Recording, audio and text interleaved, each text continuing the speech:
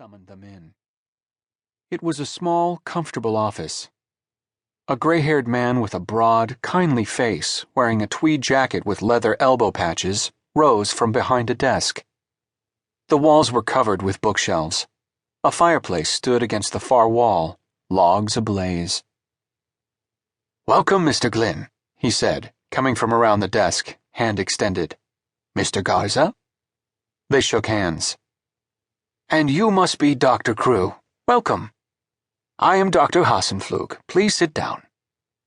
He accompanied this with a gesture indicating the chairs in which they were to sit, arrayed comfortably around the fire. His easy warmth contrasted strongly with the unease that surrounded Garza and Glinn. A brief silence ensued. Dr. Hassenflug finally broke the ice. "I imagine you wish to hear how the patient is doing?" "I'm afraid the news is not encouraging." Glinn clasped his hands and leaned forward. "Thank you, but we're not here to learn about the patient's condition. As we discussed, our only purpose today is to see the patient. His prognosis is not our concern." Hassenflug sat back. "I understand, but a word of caution might be in order." "I'm afraid any such word would be out of order." The doctor fell silent, a frown gathering on his face. Much of his amiable air was dissipating under Glinn's curt and unfriendly tone. "Very well, then."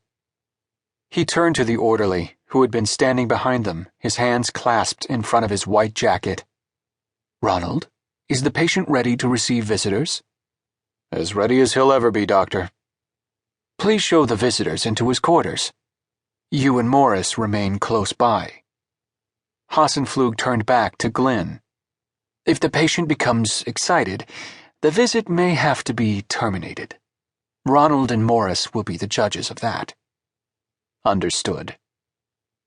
They crossed the parlor and great hall, passing beneath another arch into what had once apparently been a large reception room.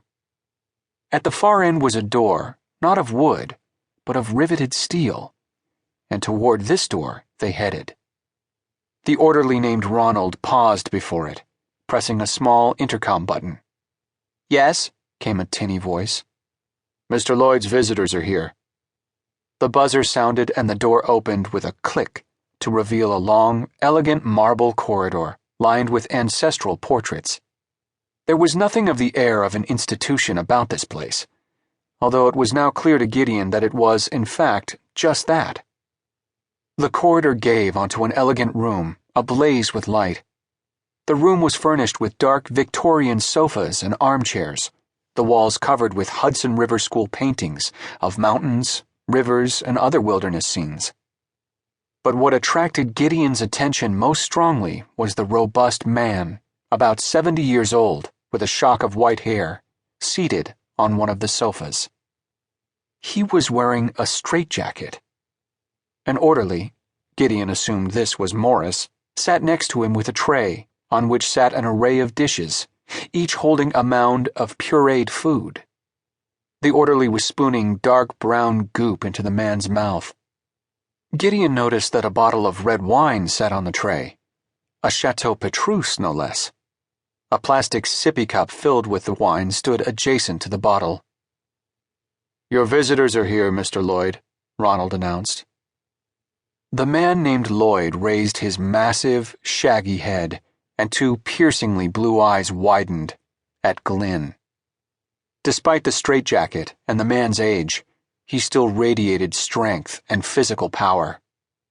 Slowly, the man stood up, staring at them and seeming to swell with a singular intensity, and now Gideon could see that his legs were cuffed and hobbled, rendering him unable to walk except in the tiniest of steps.